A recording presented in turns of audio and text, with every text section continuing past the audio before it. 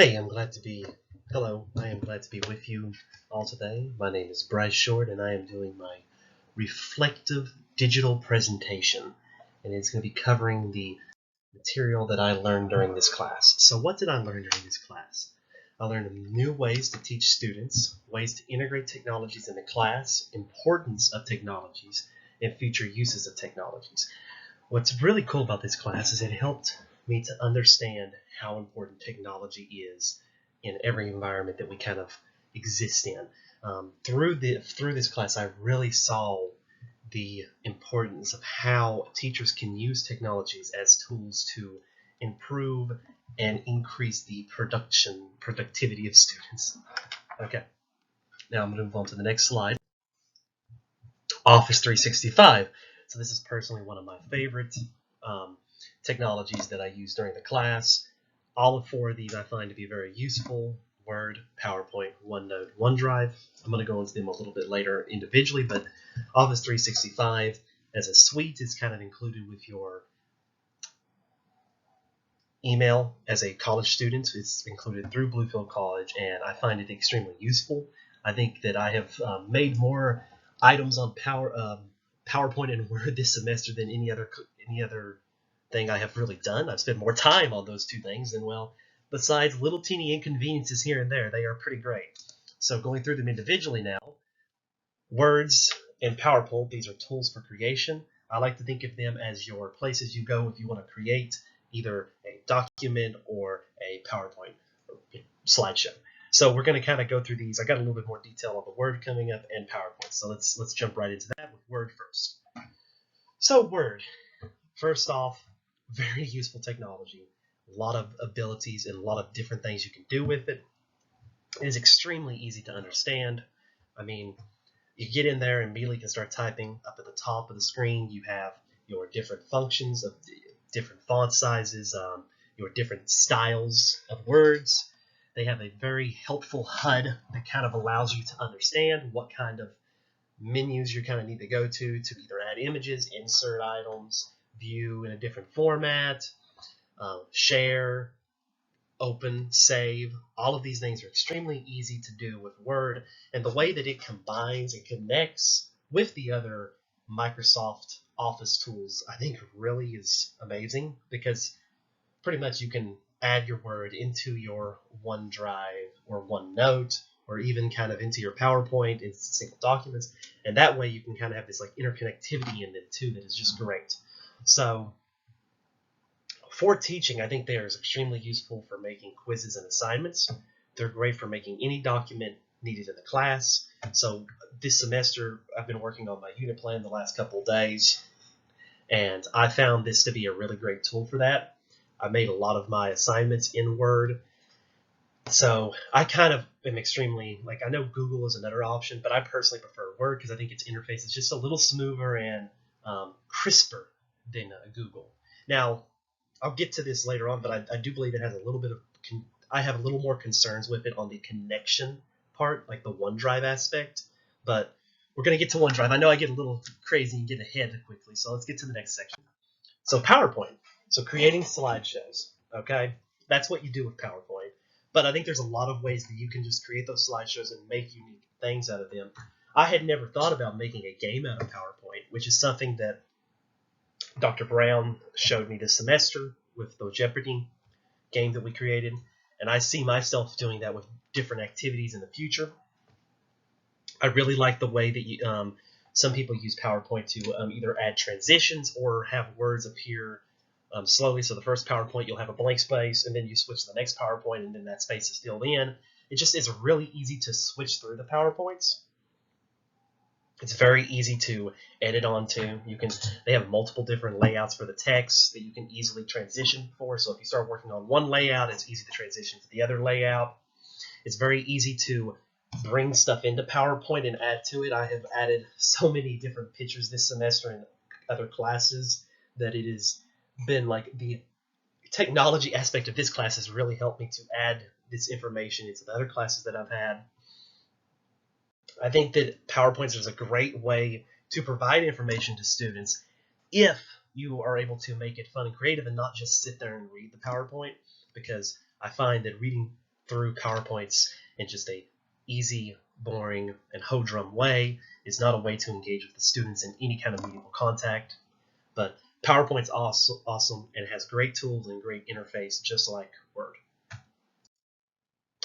So, Office 365 tools. So we did the creative section a second ago. Now we're going to talk about OneDrive and OneNote. OneDrive, I have a story that I wish I had known more about OneDrive before, or I had been using OneDrive before this story, so we'll get into that in a second. And then OneNote, I used a lot in previous classes that I had been in, and I have some things on that slide that I'll talk about that I think could really be useful in the classroom. So OneDrive allows access to documents from multiple places, save documents in the cloud. It permits access to your account from anywhere, continually saves work, and permits one the ability to share your document with other people. Now, I know I just read through their bullet point wise because OneDrive is really great as a tool to share information and to quickly switch back and forth or create group. So OneDrive is really great in the way that it can make your material accessible anywhere. So this semester, I really want to get into the stories why I'm struggling here. This semester, I really had a bad time with multiple. I had my computer corrupted and I lost multiple documents. Okay, I had them all saved on my computer. They just poof vanished. Right. If I had been using OneDrive, all of them would have been saved in the cloud for me to be able to access.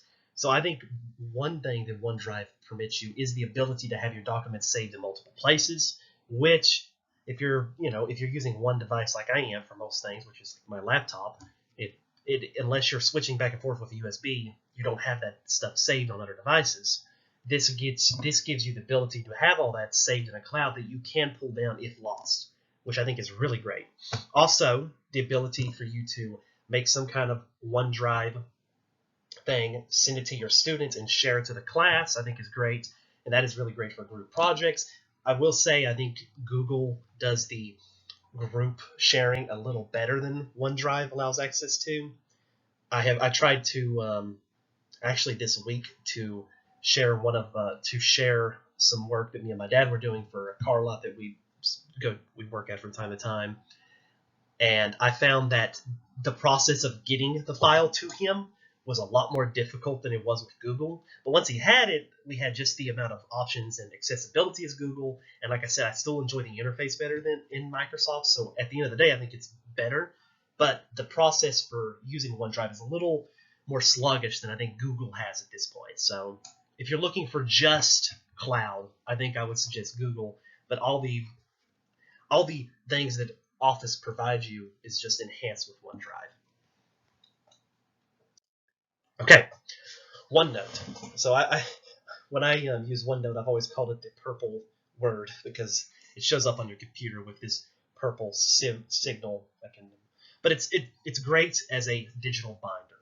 So for me, I used folders a lot throughout the semester, and I wish that I had used more OneNote because OneNote is a great way to just store all these activities and devices and PowerPoints that you've had into this one place that is open immediately when you click on it instead of having to access it, open up, pops up on the screen. You have to pull it up, pull it into full picture. Just a lot. It cuts a lot of the steps down and makes it all in this one banner. And I really think the tools on OneNote are great. The drawing capabilities, especially if you have a Surface or any kind of device that is a tablet with pens. I know we're getting iPads next semester, so that would be really great with that. I find OneNote to be great for personal use. For teaching, I believe I could see it being used the same way a Google Classroom is being used now, in the sense that we could kind of put all this information in one place for students and allow access to them. I could see myself using OneNote as a way to, let's say, for instance, I have a section of work that I'm going to be covering, and I want to give these students some extracurricular activities, or just I want to give them access to all of their documents. I could see myself giving them access to this OneNote device, which allows them to print off different documents and see what they will be finishing and completing throughout the week. So I think OneNote's a great way to put all of your material that you're giving students in a hub, kind of like another thing that we're going to be coming up on earlier. I think it's a little bit better if you're just using Microsoft or Office 365 suites. I think that's the word there. Suites. Okay. IRT coach, or IRT instructional technology resource teacher. Okay, instructional resource teachers are coaches of software.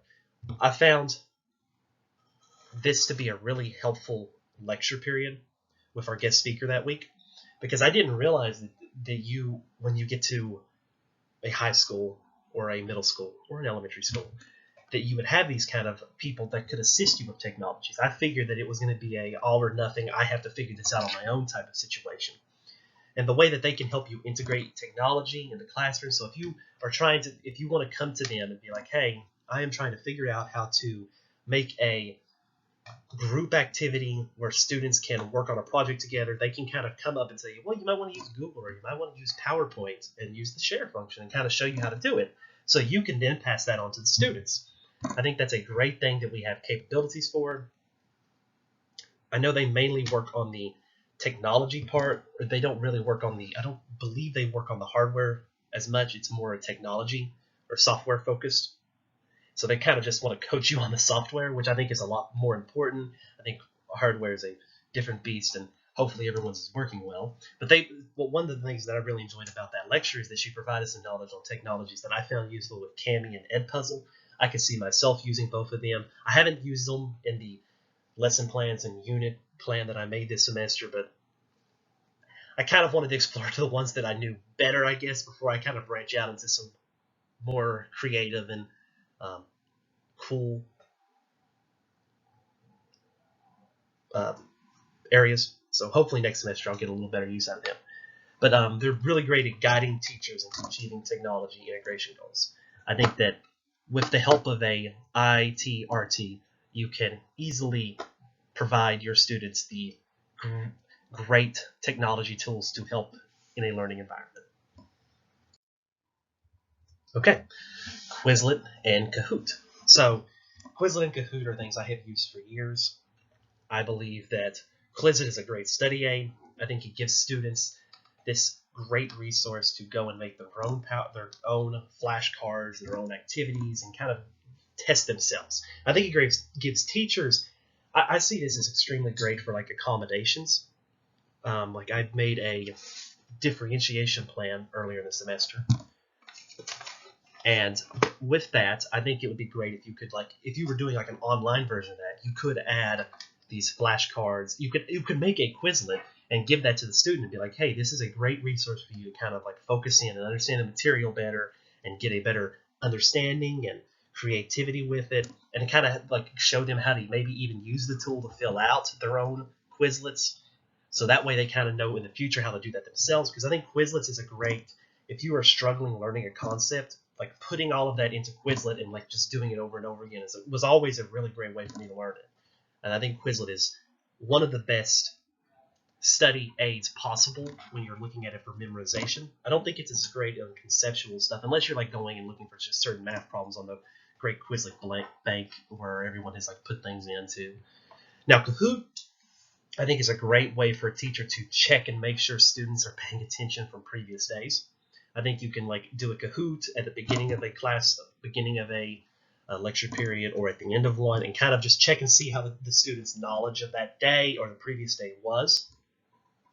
I think every class that I've been in with students, they love Kahoot. I have never seen students not enjoy it. When I was doing classes, we loved it. When I was doing my observations this past couple months, I saw students doing Kahoots and they enjoyed it there too. I think it's just a fun way for students to engage and practice with the material, and also the feedback that you get as a teacher is great too, because you can see what students are missing question-wise, so you can then take that and maybe add that into your lesson plan for the next day and kind of make sure that the students understand that concept better. Nearpod.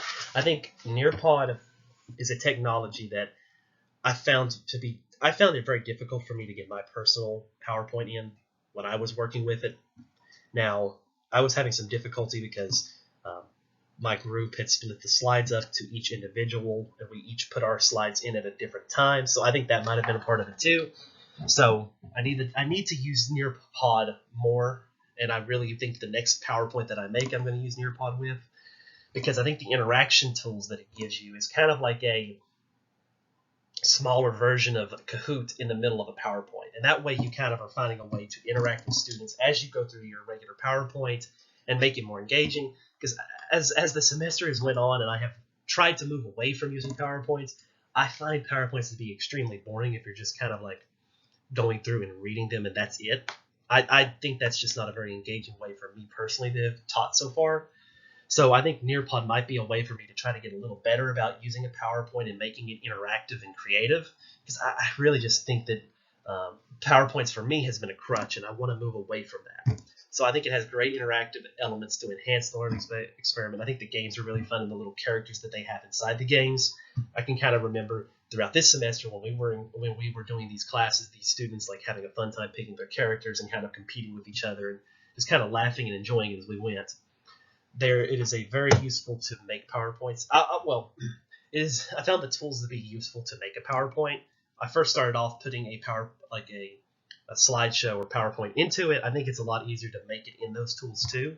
And I think next time I would just make a Nearpod slideshow from the beginning. So the Bitmoji Classroom. This was one of my favorite things that I actually kind of made this semester, because I could see myself using it in a way that I just never expected. It seems to be a really useful tool to integrate and I think it's a great tool if you have set up a classroom that doesn't have a lot of things on it. You can easily be like, students, throughout the semester we're going to go to this. Like if you set up a part of your class period one day to show your students what sections to go to for the Bitmoji Classroom, each week they can go back to those sections and see the new information you've added and what has changed, what is different, what needs to be done here, what needs to be done there, what assignments are coming up. And I think the format that a Bitmoji Classroom gives you is great. It gives students like these interactive and colorful hubs. It can send them to extracurricular links. It can send them to their calendars if they need to their Google Classrooms. It is just a great tool overall to kind of like put students in front of the material in a colorful environment. And I think it really makes I think it makes teaching funner in COVID, because I think if you think about it, a lot of students are at home and looking at a computer screen or looking at assignments and stuff. And let's say they're not I know Graham High School doesn't have they have pre-recorded lectures, so they don't have lectures that are being recorded at the same time as as the teacher would be discussing in class. They don't have live lectures. And I believe that the Bitmoji Classroom gives a little bit more, at least, fun that you would have in a live lecture, like the fun and kind of the chaos of running a lecture as it goes, instead of the more sanitary version of a recording lecture.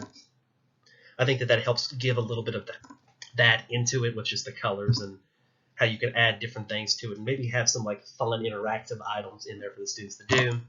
I like a Bitmoji Classroom, and that's definitely the thing I will probably use the most out of all of the things that I've learned, besides my regular 365 office materials, because I can't get away from that stuff. I use it too much. So in conclusion, I think technology has capabilities to provide students a tool that can help students. It is the job of teachers to implement this into practice. Implementing these technologies is extremely important, especially in a pandemic setting. I'm really glad to have had this class and to have been able to learn about all these different technologies, like ones that I haven't even mentioned in this lecture period here, because all of these have provided me this great toolbox full of things that I can think about and pull back to. I've been, as the week has went on, I've been looking at different items from this class and being like, oh, I could use that there. And I got a little teeny notebook that I keep all my school notes in, and I'm thinking about, I need to go through and make sure that I highlight the sections with the technologies, because I think those can be really useful. Thank you for listening to me discuss for this long period of time. I hope you all have a great summer, and I will see you in the fall. Goodbye.